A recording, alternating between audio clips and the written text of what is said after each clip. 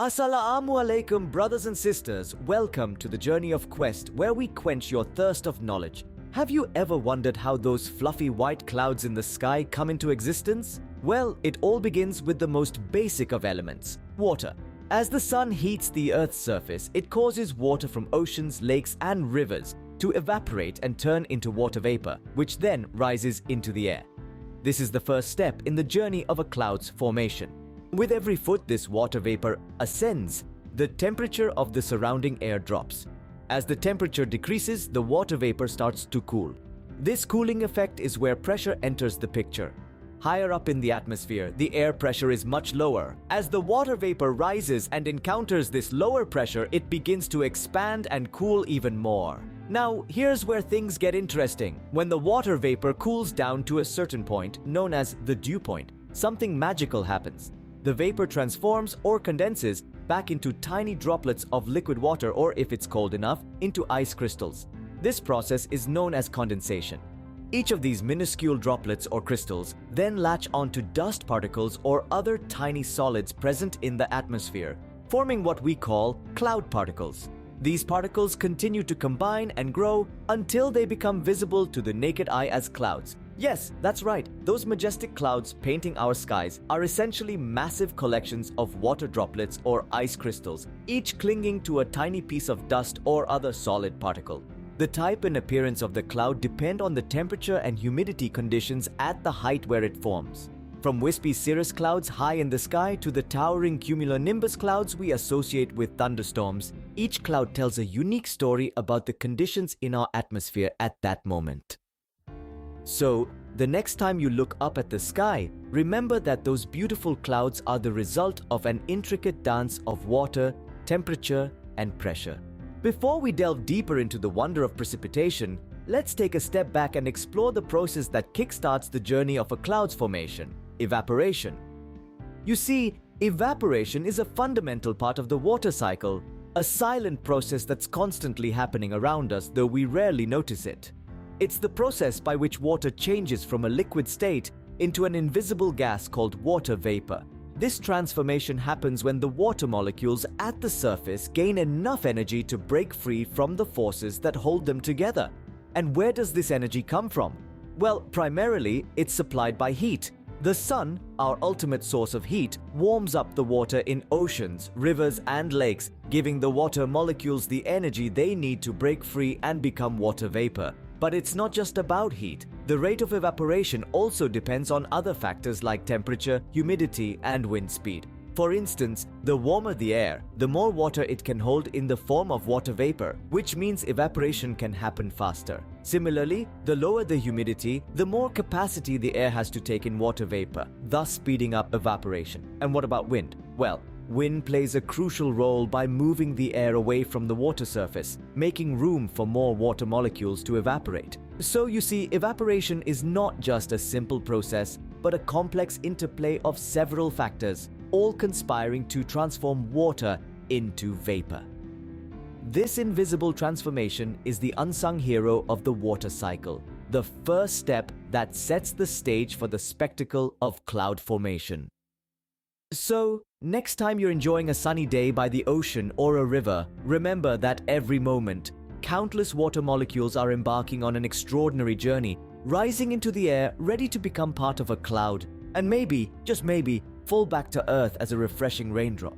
But what happens after the clouds form? How does the water get back down to Earth? You might be surprised to know that it's all part of a fascinating process we call precipitation.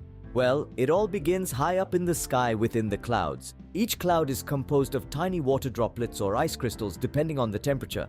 These droplets start off microscopic, so small that they can float on the air currents. But as they collide and merge with other droplets or crystals, they start to grow. In time, these droplets become too heavy to remain suspended in the air, and that's when the magic happens. They start falling towards the ground, pulled by gravity, and voila, we have precipitation.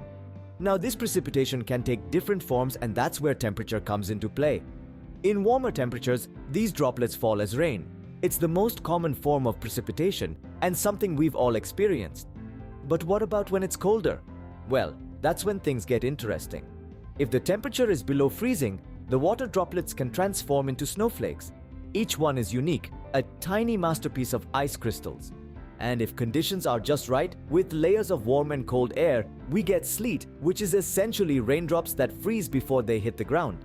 Now what about hail? Hail forms in thunderstorms, where powerful updrafts carry raindrops upwards into extremely cold areas of the storm cloud. These droplets freeze layer upon layer until they're too heavy for the updrafts to support. Then they plummet to the ground, often at high speeds. So, next time you're caught in a downpour or waking up to a fresh blanket of snow, remember the journey those water droplets have been on. From tiny particles in a cloud, they've grown and transformed, finally returning to the earth in a spectacle of nature's grand design. That's how every rainy day starts, with a cloud that just couldn't hold on any longer. Rain, snow, sleet, hail, ever wondered what makes them different? As we've learned in the previous scene, the cycle of precipitation is a fascinating process. But what determines the form of precipitation we experience? It's all about temperature and atmospheric conditions. Let's delve deeper into this. When we talk about rain, it's the most common form of precipitation. When the temperature is above freezing, water droplets in the clouds grow too heavy, fall towards the ground, and we experience this as rain. However, when the temperature drops below freezing, these water droplets can transform into beautiful snowflakes, each one unique and intricate. Now, sleet is a bit more complex. It occurs when there are layers of warm and cold air.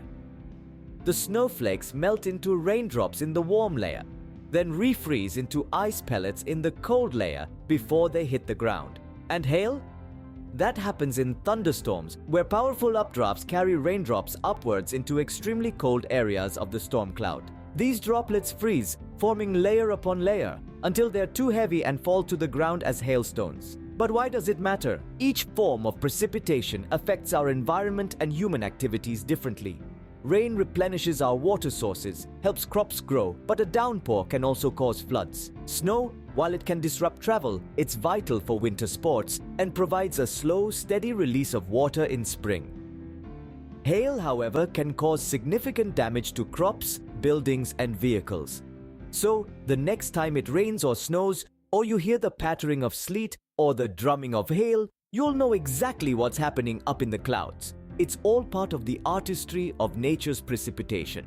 Have you ever considered how the vast ocean and the invisible air interact with each other? Imagine a delicate ballet, a dance of sorts, where each partner influences the other in a continuous, dynamic exchange. This dance, this interaction, is not just a fascinating spectacle of nature, but a crucial component of our planet's weather and climate. Let's try to understand this intricate dance by breaking it down. First, let's talk about the role of winds. Winds, in essence, are the breath of the planet, the invisible force that sets the ocean in motion. As the wind blows across the water's surface, it drags the water with it, creating currents. These currents, driven by the winds, traverse the world's oceans, carrying heat, nutrients, and life from one part to another. But this dance doesn't stop here. The ocean, in turn, influences the air. As the sun warms the ocean's surface, the water evaporates, adding moisture to the air. This moisture-laden air rises, cools, and forms clouds, and we've come full circle back to our discussion on cloud formation. But that's not all. The ocean also impacts the air's temperature. Warm ocean currents can heat the air above them, creating warmer climates in regions that would otherwise be much colder. So, you see, this dance of air and sea is a continuous dynamic exchange, a symbiotic relationship that impacts the weather and climate on a global scale. These interactions dictate the patterns of our weather, the formation of our clouds, the moisture in our air, and so much more. They are a testament to the interconnectedness of Earth's systems, each one influencing and being influenced by the others. So, every time you feel a sea breeze or watch the waves roll in, consider the incredible exchange happening right before your eyes. This dance of air and sea, this constant interplay of forces, is a beautiful reminder of the dynamic and interconnected world we live in. Often overlooked and simply considered as a breeze, winds are actually a vital player in the dance of air and sea.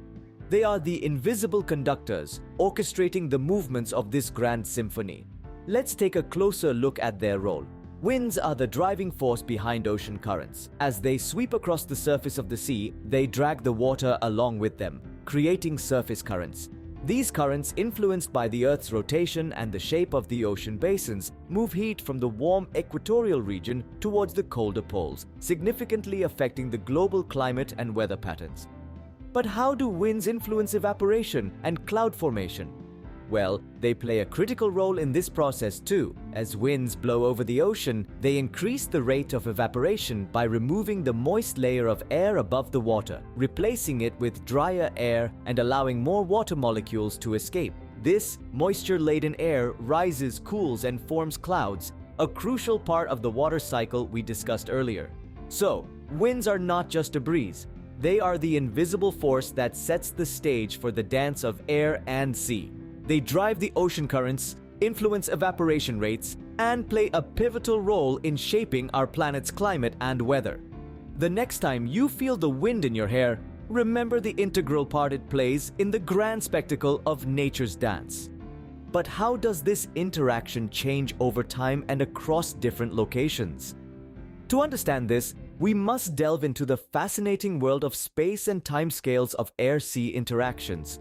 Picture this as a grand dance, with the rhythm set by the clock of nature and the stage spanning the entire globe. The dancers, air and sea, change their moves according to the rhythm and stage, creating a mesmerizing spectacle of variability.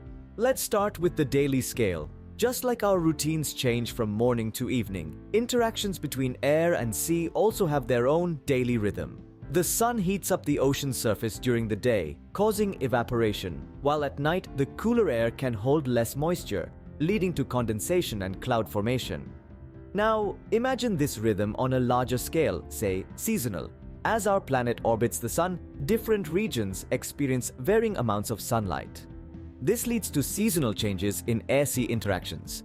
In the tropics, the sun's heat is intense, leading to high evaporation rates and frequent rain, while in the poles, the cold air holds less moisture, resulting in less cloud formation and precipitation. But the dance doesn't stop there. On an annual scale, patterns emerge that shape our world's climate. Consider the El Niño phenomenon, where changes in air-sea interactions across the Pacific Ocean can influence weather patterns globally, causing floods in some areas and droughts in others. And let's not forget the stage, the space scale. The dance of air and sea varies across different regions of the world. The calm Mediterranean Sea interacts differently with the air than the turbulent Atlantic Ocean, leading to distinct local climates and weather patterns.